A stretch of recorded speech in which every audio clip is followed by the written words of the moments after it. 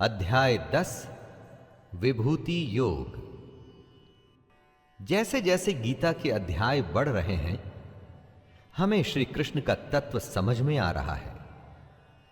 किसी भी काम का अगर आपने तत्व नहीं समझा तो वो काम न करने के बराबर है, और अगर उसका तत्व समझ लिया जाए तो उस काम को आपसे अच्छा और कोई नहीं कर पाएगा। जितना जितना ये समझ में आता जाएगा, उतना उतना आपका सोचने का नजरिया भी बदलता जाएगा। श्री भगवानुवाच भूय एव महाबाहो शृणु मे परमं वचः यत्तेऽहं प्रीयमाणाय वक्ष्यामि हितकाम्यया। कृष्ण अर्जुन से अपने परम रहस्य और प्रभाव युक्त वचन को दोबारा सुनने को कहते हैं। कृष्ण अर्जुन से अत्यंत प्रेम रखते हैं और ये रहस्य और प्रभाव युक्त वचन वो उसके हित के लिए ही कह रहे हैं। लेकिन दोबारा क्यों? दोस्तों, परीक्षा से पहले अभ्यास के समय हर बात एक बार में समझ आ जाए ये जरूरी नहीं। बार बार एक ही बात को सुनकर उसे समझना पड़ता है। और फिर ये तो श्री कृष्ण के वचन हैं, जिनसे बड़ा ज्ञान कोई है ही नहीं, तो इन बातों को तो दोबारा सुनना ही पड़ेगा। जब आप कृष्ण की शरण में आ जाते हैं तो फिर आप उनकी जिम्मेदारी हो जाते हैं। जब तक अर्जुन को समझ नहीं आया तब तक प्रभु ज्ञान देते रहेंगे। न मे विदुः सुरगणाः प्रभवं न महर्षयः अहमादिर्हि देवानां महर्षिणां च सर्वशः। कृष्ण के पैदा होने को न देवता लोग जानते हैं और न महर्षि जन, और इसके पीछे वजह है कृष्ण सब प्रकार से देवताओं का और महर्षियों के भी आदि कारण है। कृष्ण का कहना है कि जन्म कर्म च मे दिव्यम, अर्थात कृष्ण का जन्म और कर्म अलौकिक है, हमारी इन साधारण आंखों से नहीं देखा जा सकता। यही वजह है कि देवता और महर्षि भी कृष्ण की उत्पत्ति को, कृष्ण के प्रकट होने को, कृष्ण के देव भाव को, उनके परम तत्व को समझ नहीं सकते। कृष्ण तो उनके भी आदि कारण है। यो माम जमनादिं च वेत्ति लोक महेश्वरम् असम्मूढ़ः समर्थ्येषु सर्वपापैः प्रमुच्यते। कृष्ण अजन्मा है, यानी कि जन्म से रहित, अनादि है। अनादि उसको कहते हैं जो आदि रहित हो एवं सबका कारण हो, और जो ये बात जानता है कि कृष्ण ही लोगों का महान ईश्वर तत्व है, वह मनुष्य संपूर्ण पापों से मुक्त हो जाता है और पुनर्जन्म को प्राप्त नहीं होता। कृष्ण यहां पर कुछ अपनी ही बताई बातों को दोहरा रहे हैं, दोबारा बता रहे हैं ताकि समझने में कोई चूक ना हो। वो चाहते हैं कि हर कोई उनके ईश्वर तत्व को समझे, ये जाने कि आखिर कैसे पूरे संसार में जीव और निर्जीव में श्री कृष्ण की ही छवि है।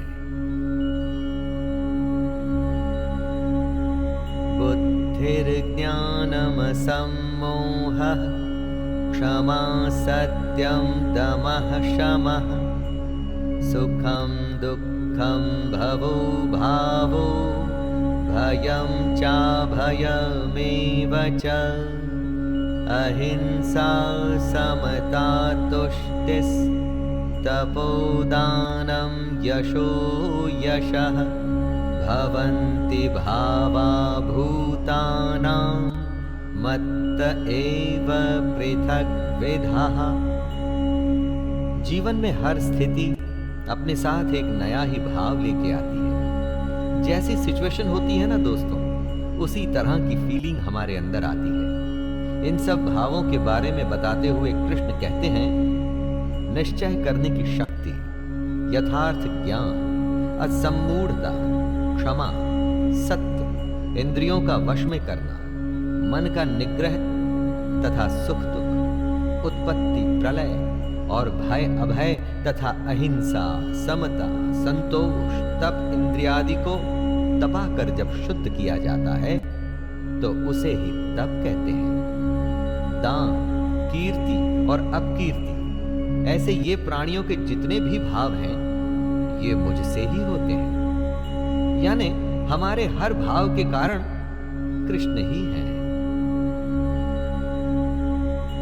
महर्षयः सप्त पूर्वे चत्वारो मनवस्तथा मद्भावा मानसा जाता येषां लोक इमाः प्रजाः। हम सब के होने से पहले दुनिया में कुछ और था, उसी को बताते हुए कृष्ण कहते हैं, वो थे 7 महर्षि जन। इन 7 महर्षि जन से भी पहले थे 4 सनकादि, अर्थात मन, बुद्धि, चित्त और अहंकार। स्वयंभुव आदि 14 मनु, ये सब के सब कृष्ण के संकल्प से ही उत्पन्न हुए। कृष्ण की ही प्रेरणा से ये सब पैदा हुआ। इन्हीं सब की संसार में हम सब संपूर्ण प्रजा हैं। हमारे आने से पहले ये सब थे और इनकी होने की वजह थे कृष्ण। जब कुछ भी नहीं था तब कृष्ण थे, जब कुछ नहीं रहेगा तब दोबारा सब कुछ की उत्पत्ति के लिए भी कृष्ण ही होंगे दोस्तों। एतां विभूतिं योगं च मम यो वेत्ति तत्त्वतः सोऽविकम्पेन योगेन युज्यते नात्र संशयः। क्यों है ये दुनिया, कैसे बनी ये दुनिया? ये सबसे स्वाभाविक सवाल हैं जो सोचने वाले के मन में आते ही हैं। इसी के लिए कृष्ण कहते हैं कि जो पुरुष उनके इस परम ईश्वरीय रूप विभूति को और योग शक्ति को तत्व से जानता है वो सबसे बड़ा ज्ञानी है। लेकिन ये योग शक्ति तत्व आखिर है क्या? जो कुछ है वो सिर्फ दृश्य मात्र संसार है, सब भगवान की माया है और एक कृष्ण ही सर्वत्र परिपूर्ण है जो हर किसी में है। बस ये जानना ही तत्व को जानना है दोस्तों। जो पुरुष इस तत्व को समझ जाता है वो निश्चल भक्ति योग से युक्त हो जाता है। अहम सर्वस्य प्रभवो मत्तः सर्वं प्रवर्तते इति मत्वा भजन्ते मां बुधा भाव समन्विताः। इस जगत में जो हम देखते हैं, जो सुनते हैं, जो ग्रहण करते हैं, उससे हमारे मन में कुछ भाव पैदा होते हैं। लेकिन कहां से आते हैं ये भाव? कभी सोचा है ये आपने? कुछ पाने का, कुछ छोड़ने का मन करता है। इसी के लिए कृष्ण कहते हैं, मैं ही संपूर्ण जगत की उत्पत्ति का कारण हूं और मुझसे ही सब जगत चेष्टा करता है। हम जो भी कोशिश करते हैं, हमारे सारे भाव, हमारी हर चेष्टा के पीछे कृष्ण है। तो दोस्तों जरा सोचिए, जब आप श्रद्धा और भक्ति से बुद्धिमान बनकर उस परमेश्वर को निरंतर भजेंगे तो कैसे भाव आएंगे आपके मन में? जब आप अच्छे कर्म करेंगे तो ऐसा हो नहीं सकता कि आपके मन में बुरे भाव आएं। मच्चित्ता मद्गत प्राणा बोधयन्तः परस्परं कथयन्तश्च मां नित्यं तुष्यन्ति च रमन्ति च। मदगत प्राणा अर्थात उस ईश्वर के लिए जिसने अपना जीवन अर्पण कर दिया है। कृष्ण में मन लगाने वाले और उन्हीं में अपने प्राणों को अर्पण करने वाले आपस में जब कृष्ण या परमेश्वर के बारे में चर्चा करते हैं तो उसका प्रभाव बहुत बड़ा होता है। इसीलिए सत्संग या हर सुबह और शाम की आरती को बहुत महान बताया गया है। जब सच्चे मन से कृष्ण को मानने वाले आपस में कृष्ण का कथन करते हैं तो वो हर तरह से कृष्ण में ही रमण करते हैं, कृष्ण में ही रहते हैं और फिर एक दिन उसी को प्राप्त भी होते हैं। तेषां सतत युक्तानां भजतां प्रीतिपूर्वकं ददामि बुद्धि योगं तं येन मामुपयान्ति ते। दोस्तों, स्कूल, कॉलेज, यूनिवर्सिटी में जब आप पढ़ते हैं, किसी कैंप में अपनी विशेष ट्रेनिंग के लिए जाते हैं तो क्या होता है? दिन रात आप अपने ही जैसे एक विद्या को साधने वाले बहुत सारे लोग आपस में अपने चुने हुए विषय या खेल के बारे में बातें करते हैं, डिस्कस करते हैं, बातों को समझते हैं और एक दूसरे को ठीक भी करते हैं, सीखते हैं और सिखाते हैं। सत्संग और परमेश्वर की साधना भी तो वही है। योग और क्या है?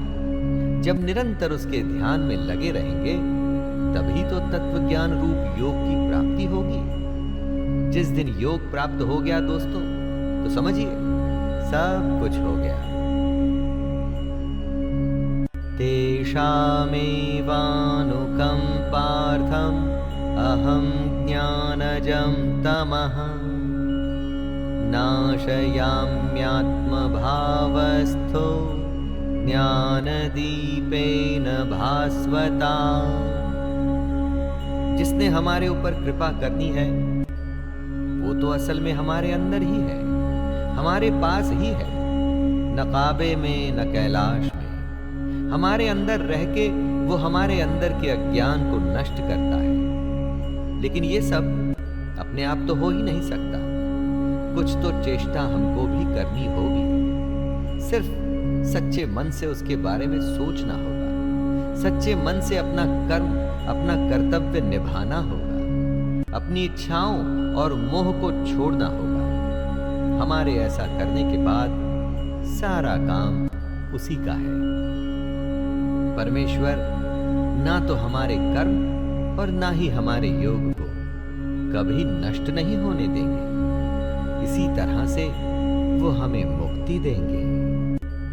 अर्जुन उवाच परम ब्रह्म परम धामं पवित्रं परमं भवान् पुरुषं शाश्वतं दिव्यम् आदिदेवमजं विभुम् आहुस्त्वां ऋषयः सर्वे देवर्षिर्नारदस्तथा हसितो देवलो व्यासः स्वयं चैव ब्रवीषि मे।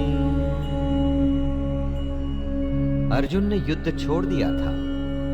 युद्ध के बीचों बीच बैठ उसने लड़ने से मना कर दिया था। इसीलिए कृष्ण ने उसे ज्ञान देना शुरू किया था। ऐसा लगता है कि शायद अब उसे कृष्ण का ज्ञान और उनका स्वरूप समझ में आ रहा है। समय लगता है दोस्तों, लेकिन अगर आप अपने सारथी, अपने मार्गदर्शक, अपने गुरु की बातें ध्यान से सुने तो ज्ञान अवश्य ही प्राप्त होता है।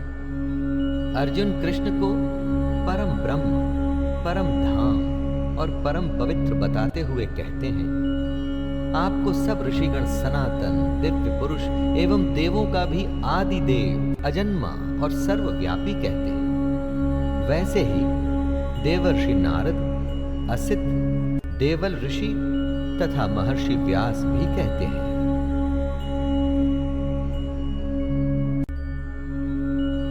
सर्वमेतत्त्रितं मन्ये यन्मां वदसि केशव न हि ते भगवन् व्यक्तिं विदुर्देवा न दानवः।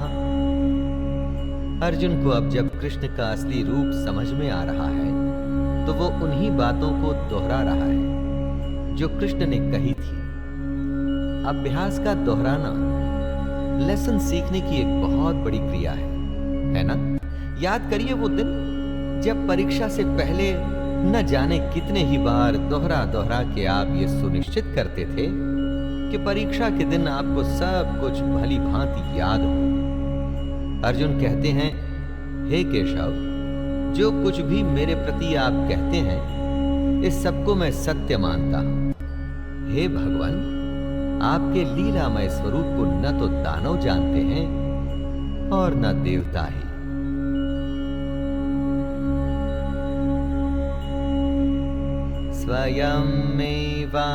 स्वयमेवात्मनात्मानं विद्ध त्वं पुरुषोत्तमं भूतभावन भूतेश देवदेव जगत्पते।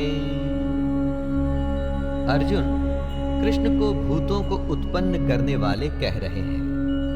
भूत अर्थात जो भी हमें दिखता है, ये सारी दुनिया, ये सब उसी की सृष्टि है।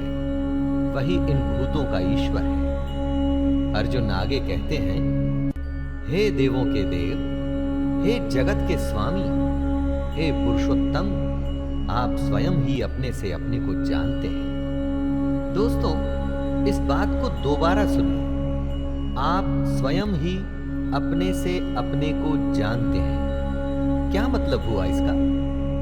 कृष्ण हमारे अंदर होते हैं और हमारे अंदर रहते हुए ही वो हमारे अंदर वो भाव जगाते हैं जिससे हम कृष्ण के असली रूप को जान सकें। तो ये तो वही बात हुई कि अपने से अपने को जानना, है ना? वक्तुमर्हस्य शेषेण दिव्याह्यात्मविभूतयः याभिर्विभूतिभिर्लोकान् इमांस्त्वं व्याप्य तिष्ठसि। ज्ञान का मार्ग आसान नहीं है।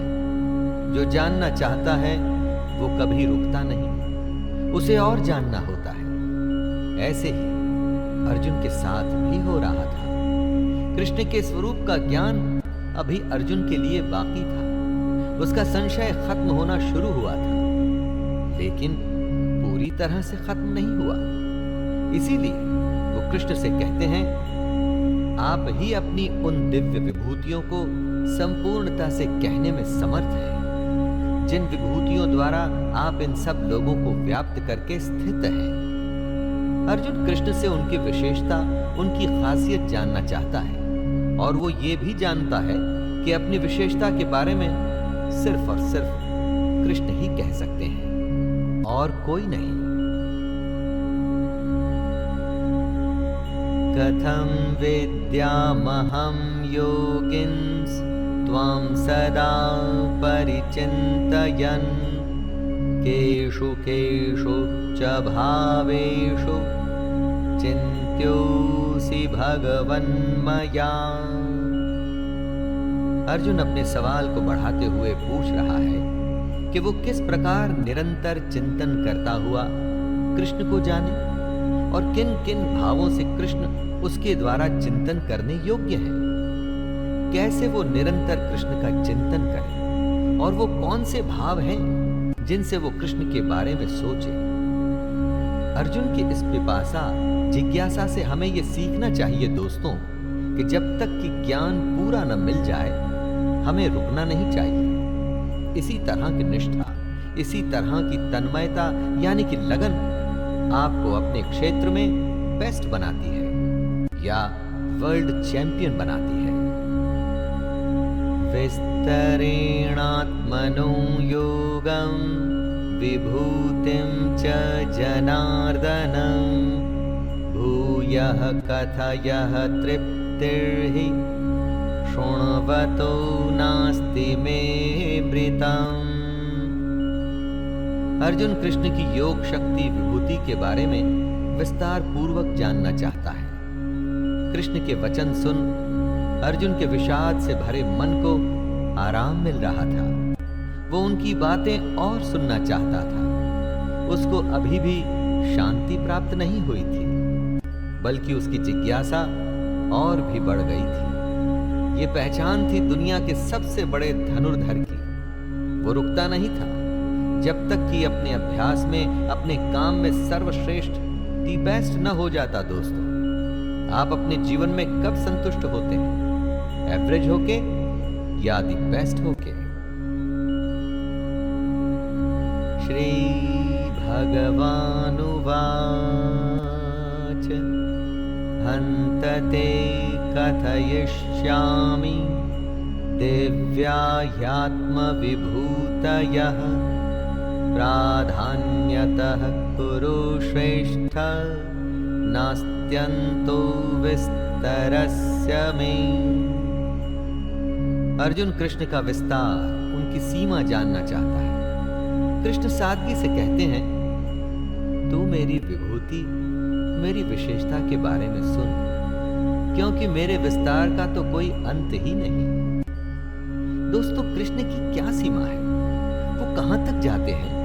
वो हम लोगों के लिए या अर्जुन के लिए ये जानना संभव है क्या? ना, ये संभव नहीं है दोस्तों। जो अनादि और अनंत है, यानी कि जिसका कोई आरंभ ही नहीं, जिसका कोई अंत नहीं, विदाउट बिगिनिंग और एन एंड, उसके विस्तार को आप कैसे समझोगे? हाँ, लेकिन जरूरी है कृष्ण के स्वरूप को समझना, और वही बात स्वयं कृष्ण समझा रहे हैं। अहमात्मा गुडाकेश सर्वभूताशयस्थितः अहमादिश्च मध्यं च भूतानामन्त एव च। कृष्ण कहते हैं, हे अर्जुन, मैं सब भूतों के हृदय में स्थित सबकी आत्मा हूं, तथा संपूर्ण भूतों का आदि, मध्य और अंत भी मैं ही हूं। हमारे अंदर जो आत्मा स्थित है, जिससे हमको मिलना है, जिसको हमें जानना है, वो कृष्ण ही है। हमारी शुरुआत, मध्य और आखिरी पड़ाव भी कृष्ण ही है। कई बार जब हम कुछ करते हैं तो अंदर से आवाज आती है कि ये सही है या ये गलत है। कौन होता है वो जो आपको ये बताता है? हमारी अंतरात्मा, यानी कृष्ण, जो अपने अंदर की इस आवाज को निरंतर सुनने लगते हैं। उनकी गट फीलिंग कभी गलत नहीं होती दोस्तों।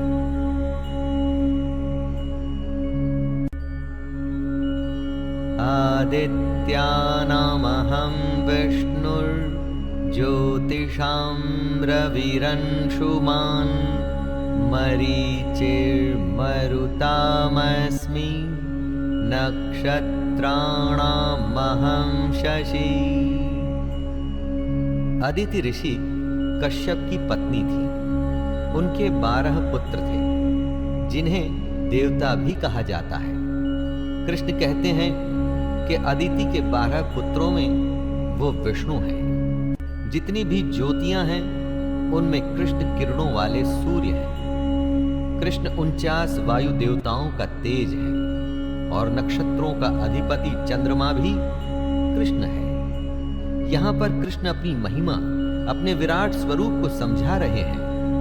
सिर्फ बातों की परिभाषा न समझिए दोस्तों, उनमें छुपा तत्व, उसके अंदर की गहरी बात को समझिए। जितनी भी ज्योतियां हैं, उनमें जो सूर्य है वो कृष्ण है। क्या आप और किसी ज्योति को जानते हैं जो सूर्य से अधिक तेज हो?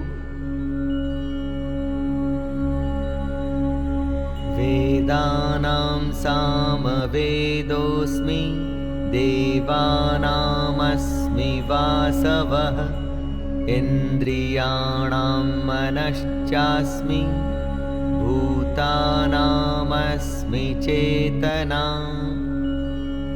कृष्ण अपने को वेदों में सामवेद बताते हैं। चारों वेदों में कृष्ण ने खुद को साम वेद बताया है। जितने भी देव हैं उनमें वो इंद्र हैं। हमारी जो 5 इंद्रियां हैं उनमें कृष्ण मन है। मन को जीत लेने पर इंद्रियों को वश में करना मुश्किल नहीं होता। इसीलिए कृष्ण हमेशा मन पर विजय पाने की बात करते हैं। और जितने भी प्राणियों की जो चेतना है, यानी कि उनकी जीवन शक्ति, वो शक्ति जो उनमें संचार करती है, जिसकी वजह से हम सारे प्राणी जिंदा हैं, वो चेतना कृष्ण ही है। जब हमारे प्राण निकल जाते हैं, हमारी चेतना चली जाती है, तो समझिए कि हम में से कृष्ण निकल गए।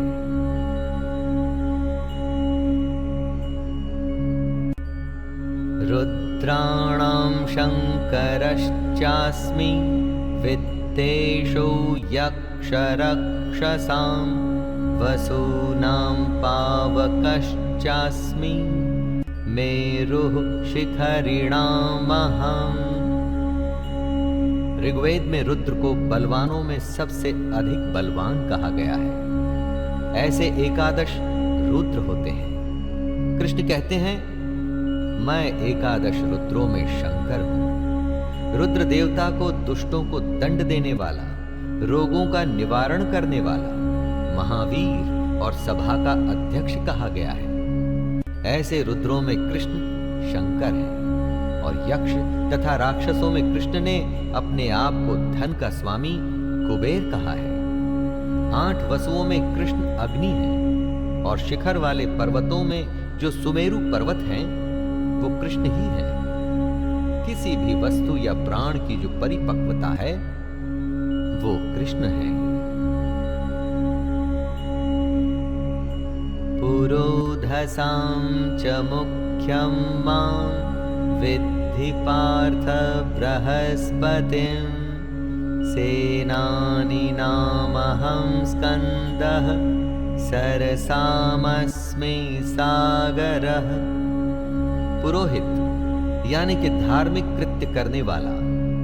कृष्ण कहते हैं कि पुरोहितों में मुखिया बृहस्पति मुझको ही जान। अर्थात जितने भी धार्मिक काम करने वाले पुरोहित हैं, उनमें जो मुखिया है यानी कि बृहस्पति, वो कृष्ण है। बृहस्पति को प्रार्थना या भक्ति का स्वामी भी कहा जाता है। मतलब कि जितने भी प्रार्थना करने वाले हैं, उनमें सर्वश्रेष्ठ बृहस्पति श्री कृष्ण ही हैं।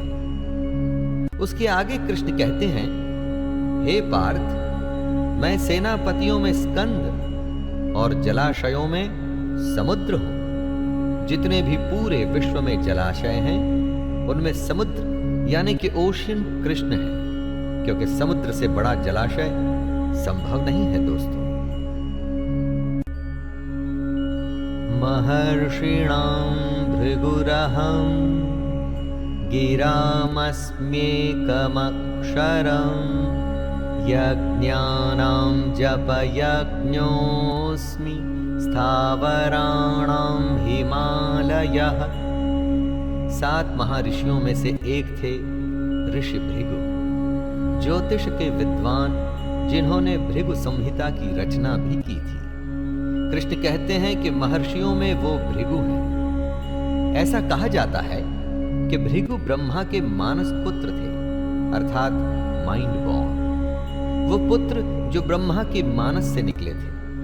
भृगु ऋषि के वंशजों को ही भार्गव भी कहा जाता है। इसके आगे कृष्ण कहते हैं कि शब्दों में एक अक्षर अर्थात ओंकार वो ही है। ओंकार वो ब्रह्मांड विस्फोट, बिग बैंग के समय निकला आदि शब्द है। वो ओंकार कृष्ण है। सब प्रकार के यज्ञों में कृष्ण जप यज्ञ है। और स्थिर रहने वालों में हिमालय पहाड़ है। जो हमेशा तटस्थ रहता है वो हिमालय है, और वही हिमालय कृष्ण है।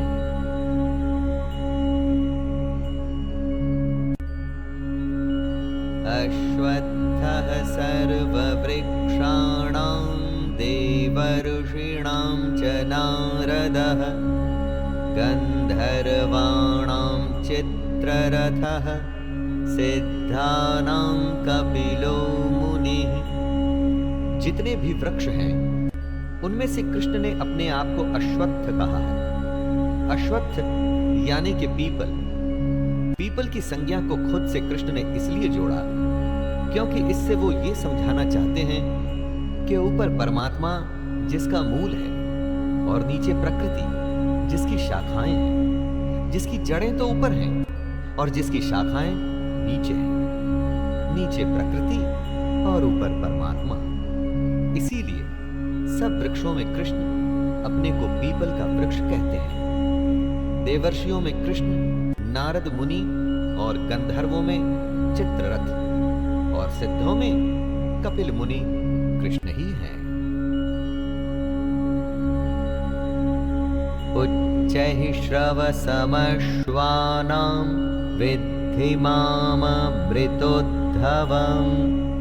ऐरावतं गजेन्द्राणां नराणां च नराधिपम्। कृष्ण अपने को घोड़ों में अमृत के साथ उत्पन्न होने वाला उच्चैः श्रवा नामक घोड़ा बताते हैं। घोड़ा गति का प्रतीक है दोस्तों। आत्मा के तत्व को पकड़ने के लिए मन जब गति पकड़ता है तो वो घोड़ा है, और वो घोड़ा जो अमृत के साथ जन्मा वो श्रेष्ठ है। दुनिया में हर वस्तु नाशवान है, लेकिन आत्मा अजर अमर है, यानी अमृत स्वरूप। दोस्तों, श्रेष्ठ हाथियों में कृष्ण ऐरावत नामक हाथी है, और मनुष्यों में जो राजा है वो कृष्ण है। हर एक अवस्था या वस्तु में जो सबसे श्रेष्ठ है वही कृष्ण है।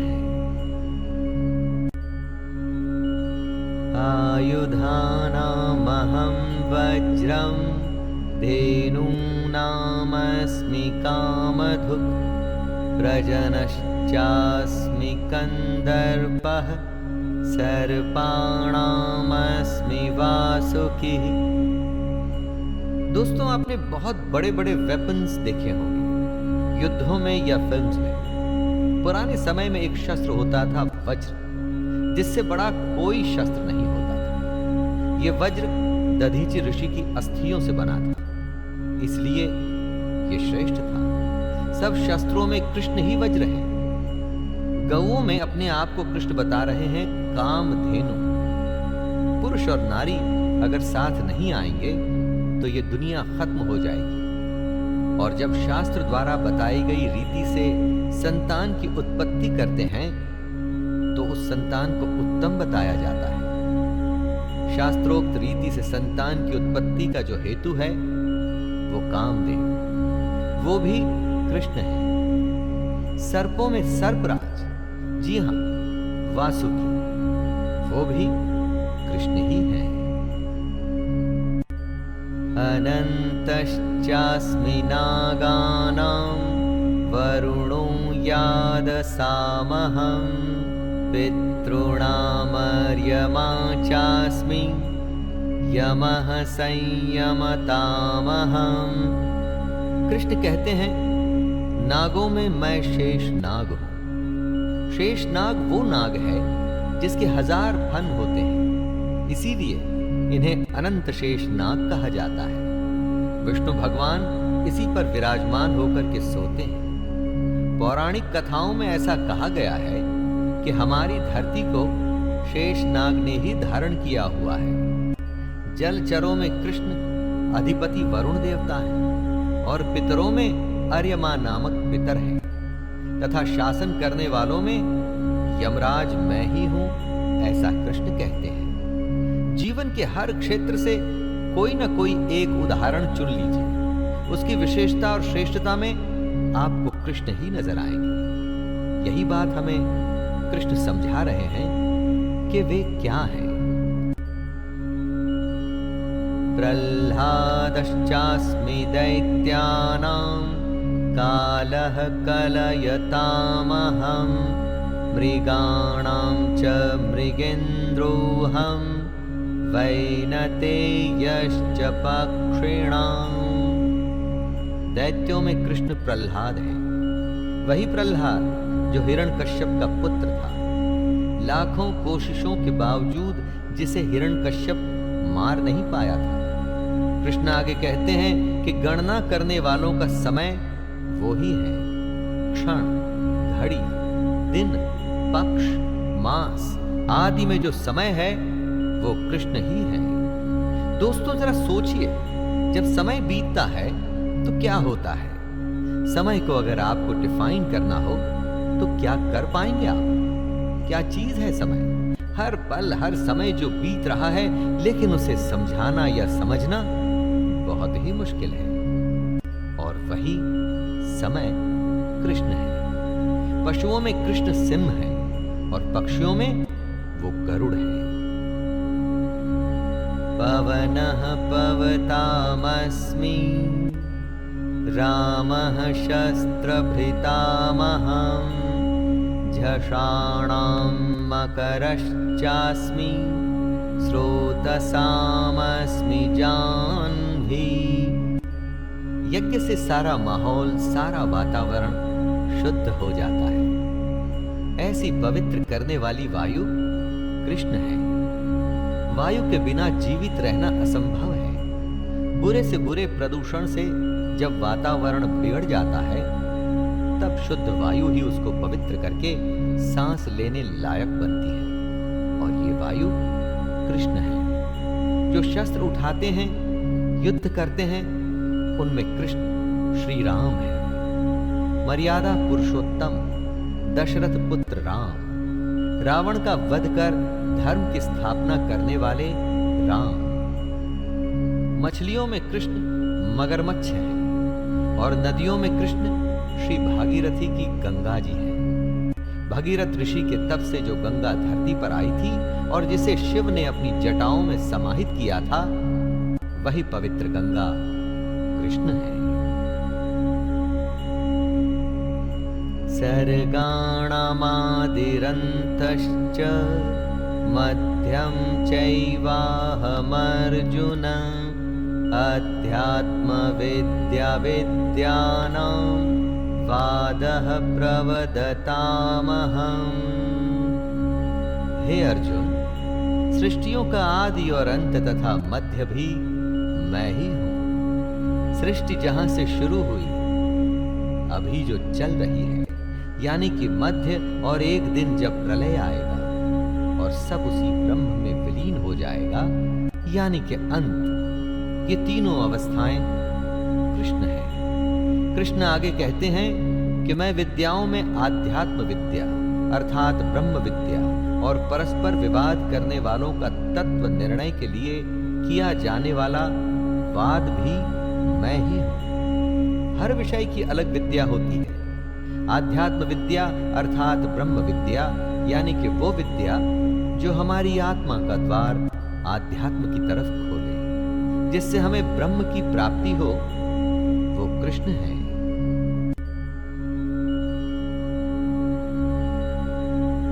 अक्षराणामकारोऽस्मि, द्वन्द्वः सामासिकस्य च, अहमेवाक्षयः कालो, धाताहं विश्वतो मुखः। हर एक भाषा के वर्णाक्षर यानी कि अल्फाबेट्स होते हैं दोस्तों, और कृष्ण कहते हैं कि अक्षरों में मैं अकार हूं। अकार का अर्थ है अ अक्षर, यानी कि हमारी वर्णमाला जहां से शुरू होती है वो अ। कहीं यही वो पहला अक्षर तो नहीं जो कोई शिशु सबसे पहले अपने मुंह से निकालता है? कृष्ण कहते हैं कि समासों में मैं द्वंद्व नामक समास हूं। द्वंद्व समास यानी कि वो समास जिसमें दोनों पद प्रधान होते हैं। अक्षय काल अर्थात काल का भी महाकाल तथा सब और मुख वाला विराट स्वरूप, सबका धारण पोषण करने वाला भी मैं ही हूं। मृत्युः सर्वहरश्चाहम्, उद्भवश्च भविष्यताम्, कीर्तिः श्रीर्वाक्च नारीणाम्, स्मृतिर्मेधा धृतिः क्षमा। कृष्ण अपने बारे में ही विभूतियां बताते हुए कह रहे हैं कि मैं सबका नाश करने वाला मृत्यु और उत्पन्न होने वालों का उत्पत्ति हेतु हूं। जब कोई पैदा होता है तो उसका कारण, वजह कृष्ण है। जिस भी किसी का जन्म हो रहा है उसकी वजह कृष्ण को ही माने। और फिर जब देह का समय पूरा हो जाता है, जब समय हो जाता है आत्मा के शरीर को बदलने का, तो मृत्यु भी कृष्ण ही है। स्त्रियों में कीर्ति यानी कि ग्लोरी दोस्तों, श्री यानी कि सम्मान, वाक यानी कि बोलना, स्मृति मेधा यानी कि इंटेलेक्ट, धृति यानी कि बराबरी और क्षमा मैं ही हूं। बृहत्साम तथा साम्नां गायत्री छन्दसामहं मासानां मार्गशीर्षोऽहं ऋतूनां कुसुमाकरः। श्रुति यानी कि सुना हुआ, ईश्वर की वो वाणी जो सुनी जाती है।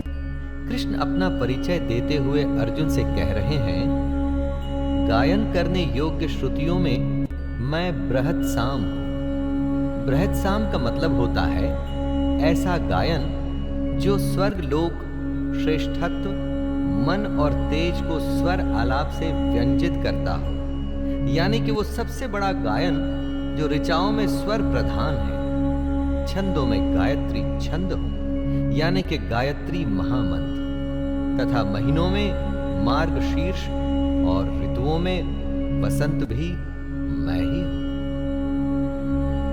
द्यूतं छलयतामस्मि तेजस्तेजस्विनामहं जयोस्मि व्यवसायोस्मि सत्वं सत्ववतामहं। छल कई तरीके के होते हैं। पैसों का छल होता है, रिश्तों में छल होता है, राजनीतिक छल होता है। जैसे दोस्तों क्रिकेट में मैच फिक्सिंग जैसे छल भी तो होते हैं ना। जितने भी छल हैं, इनमें सबसे भयंकर छल कौन सा होता है वो जानते हैं? जो पल में कुछ भी करने की क्षमता रखता हो, वो है जुआ। इसीलिए कृष्ण कहते हैं कि मैं छल करने वालों में जुआ हूं। प्रभावशाली पुरुषों का जो प्रभाव है, उनका जो ओज है, वो भी कृष्ण ही है। जो जीत जाते हैं उनकी विजय कृष्ण है।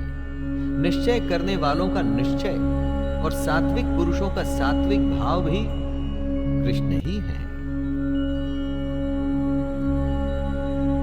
वृष्णीनां वासुदेवोऽस्मि पाण्डवानां धनञ्जयः मुनीनामप्यहं व्यासः कवीनामुशना कविः।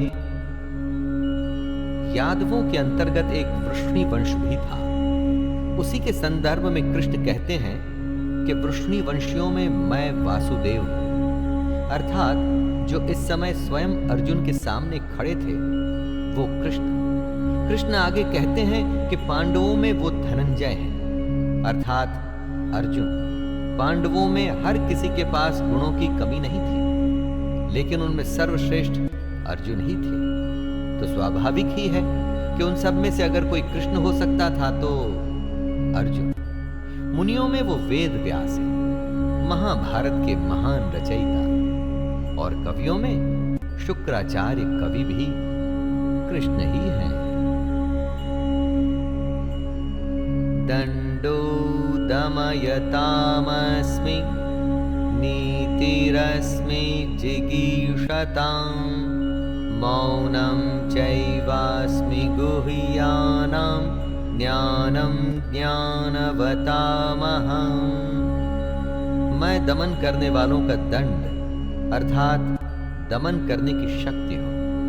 दबाने का काम सिर्फ शक्ति का काम होता है, उसमें और कुछ काम नहीं आता। इसीलिए जिन्होंने दमन करना है, दबाना है, उनके दबाने की शक्ति कृष्ण है। जीतने की इच्छा वालों की नीति हो। जीतने के लिए बहुत कुछ करना पड़ता है, श्रम, इच्छा शक्ति, अभ्यास और जाने क्या क्या, लेकिन बिना नीति के जीत संभव नहीं है दोस्तों। गुप्त रखने योग्य भावों का जो रक्षक होता है वो होता है मौन, और वह मौन मैं हूं। अगर मौन नहीं टूटेगा तो कभी गुप्त भाव भी प्रकट नहीं होगा, और ज्ञानवानों का तत्व ज्ञान भी मैं ही हूं।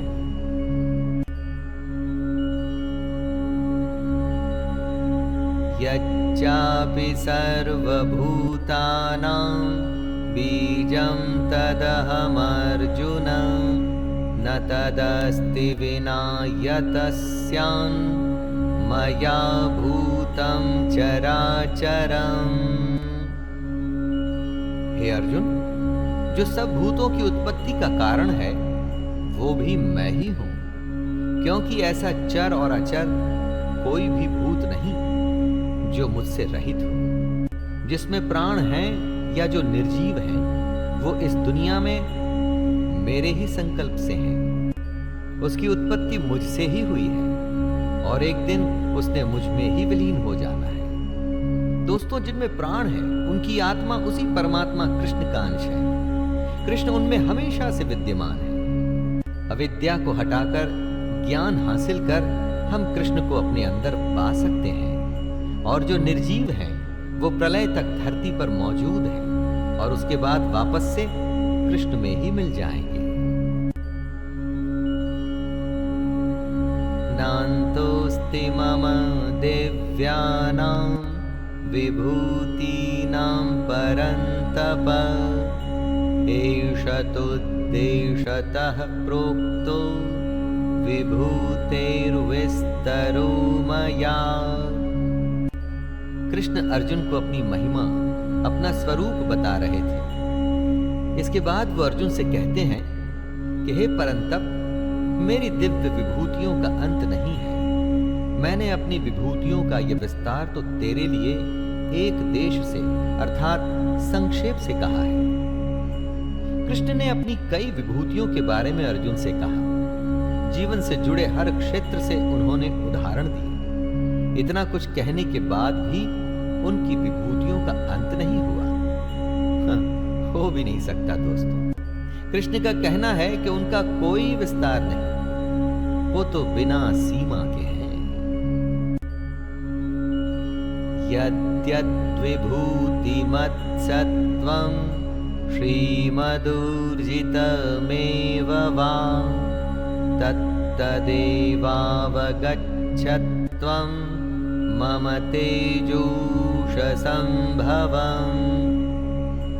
इस श्लोक में कृष्ण अपनी सारी विभूतियों को एक सूत्र में बांधते हुए, जनरलाइज करते हुए कहते हैं दोस्तों कि जो जो भी विभूति युक्त अर्थात ऐश्वर्य युक्त, कांति युक्त और शक्ति युक्त वस्तु है उसको तू मेरे तेज के अंश की ही अभिव्यक्ति जान। आप अपने चारों तरफ जो भी देखें, चाहे दमन देखें या प्रभावशाली व्यक्ति देखें, छल देखें या गायन सुने, हर किसी चीज, क्रिया, प्राणी में जो भी तेज, ऐश्वर्य और कांति से भरे हुए हों तो ये जान लीजिएगा कि वो कृष्ण का ही अंश है। इससे सीखना है दोस्तों कि जो भी आप करें उसमें अगर सबसे उत्तम आपको होना है तो उसमें कृष्ण को ढूंढिए। अथवा बहुनैतेन किं ज्ञातेन तवार्जुन विष्टभ्याहमिदं कृत्स्नम् एकांशेन स्थितो जगत्। अपने इस श्लोक में कृष्ण अपनी विभूतियों को समेटते हुए अर्जुन से कहते हैं, हे अर्जुन, ये सब बहुत जानने से तेरा क्या प्रयोजन है? मैं इस संपूर्ण जगत को अपनी योग शक्ति के एक अंश मात्र से धारण करके स्थित हूं। कृष्ण ने अर्जुन को अपनी एक एक बात बताई दोस्तों, अपने हर रूप के बारे में ज्ञान दिया। लेकिन अब वो ऐसा कह रहे हैं कि इन सब बातों से अर्जुन का क्या मतलब? अर्जुन को और हमको सिर्फ एक ही बात से प्रयोजन होना चाहिए, अपने युद्ध, अपने कर्म और अपने कर्तव्य से। दोस्तों, ये था गीता का 10वां अध्याय। यहां पर हम परिचित हुए कृष्ण की विभूतियों से, कैसे हर अंश में, हर काम में, हर वस्तु में कृष्ण मौजूद है। बस देखने की, पहचानने की देर है कृष्ण को। आपको वे हर कहीं मिलेंगे, हर जगह मिलेंगे, हर एक में मिलेंगे।